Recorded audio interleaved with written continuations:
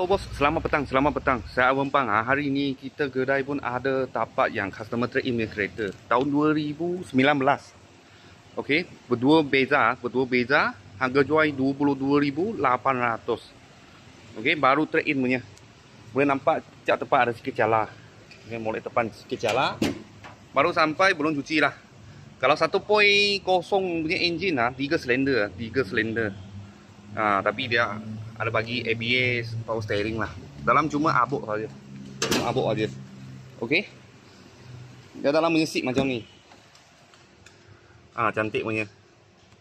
Dah buka lampu sekejap. Cantik punya. Okey, dia punya servis kar berdua tahun 2025. Bulan 5. Mileage 105. Anggaran dia punya mileage 100 lebih sikit lah. Okey. Dalam ini belum bersih, belum cuci. Okey. Dalam tak ada koyak, tak ada apa lah, semua cantik. Cuma cat saja. Nanti ya. Saya buka ya. Lock buka. Belakang macam ni. Tak ada koyak, tak ada apa. Baru sampai, baru punya stok. Tahun 2019. Berdua beza. 1.0 auto.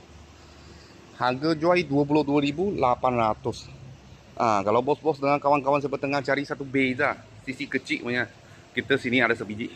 Baru masuk. Kalau ada apa murah-murah kita, saya akan video lagi. Thank you bos, thank you.